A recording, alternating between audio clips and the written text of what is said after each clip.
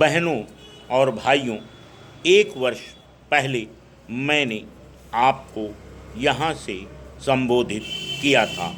उस समय देश की जो हालत थी, विरासत में जैसी सरकार हमें मिली थी, जो आर्थिक परिस्थिति थी, उसका मैंने थोड़ा सा ब्यौरा आपको दिया था।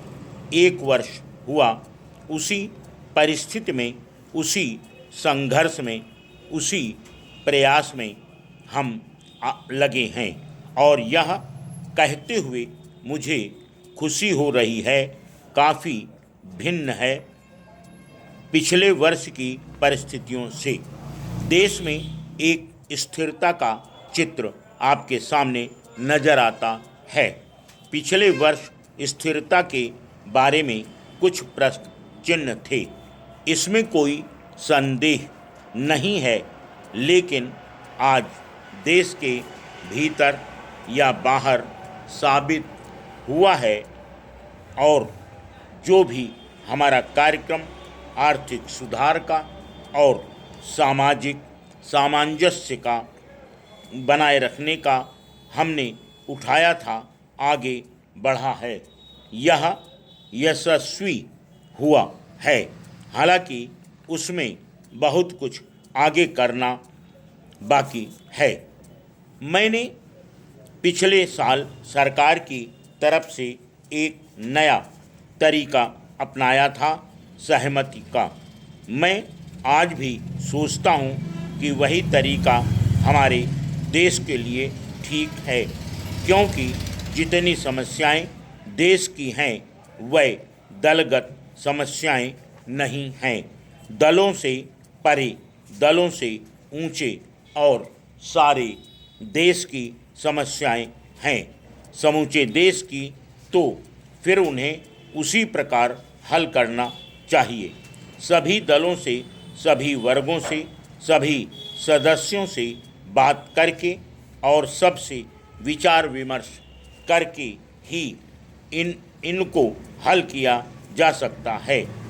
आज भी मैं यह मानता हूँ कि यही तरीका अच्छा है, और मैं कहना चाहता हूँ कि इसी तरीके को हम जारी रखेंगे।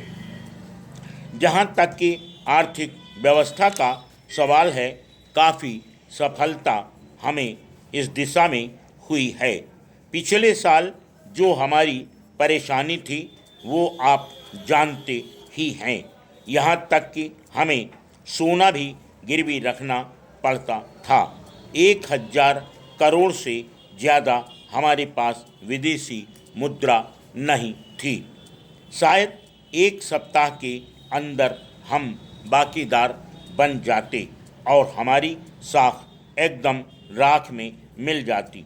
ऐसे समय में हम आगे बढ़े हैं, कुछ सावधानी से फूंक फूंक कर कदम रखते हुए।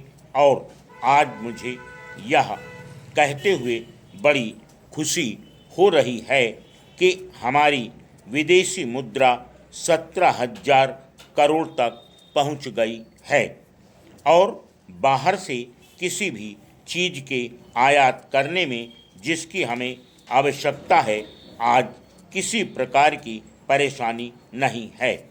दूसरी तरफ वर्ष भर के प्रयास के बाद अब हमारे निर्यात भी कुछ बढ़ने लगे हैं। Full stop, next.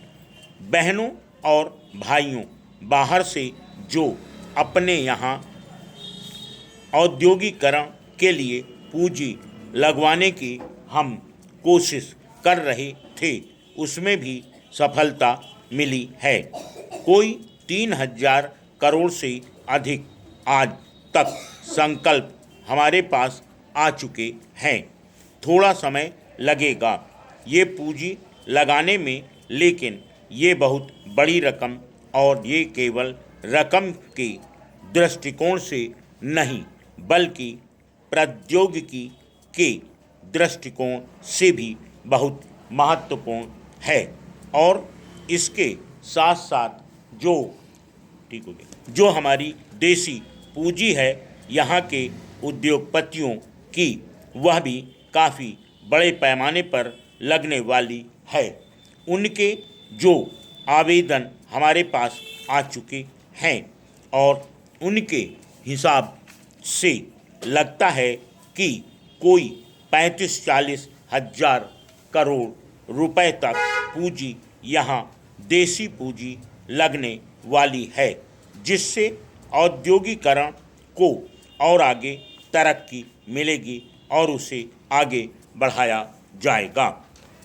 अभी तक डेढ़ महीने पहले तक सोच रहा था कि इस साल कुछ बारिश कम होगी, कुछ परेशानी होगी, लेकिन अब मैं सुनता हूँ कि कुल मिलाकर देश में बारिश अच्छी हुई है, अच्छी फसलें होने की आशा है।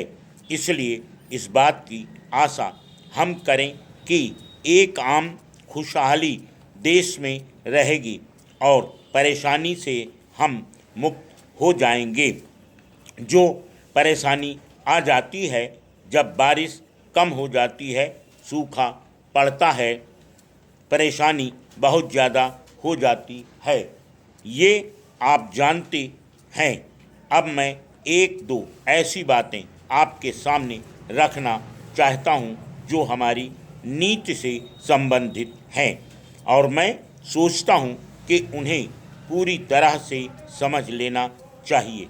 मैं यह आपसे पहला सूत्र यह कहना चाहूँगा कि हम एक बहुत कार्यक्रम में लगे हुए हैं, बहुत बड़े कार्यक्रम में, आर्थिक प्रगति के कार्यक्रम में, देशव्यापी कार्यक्रम में, 10वीं पंचवर्षीय योजना जिसमें कोई 8 लाख करोड़ रुपए की लागत लगने वाली है, पैसा लगने वाला है, ऐसे कार्यक्रम में हम लगे हुए हैं।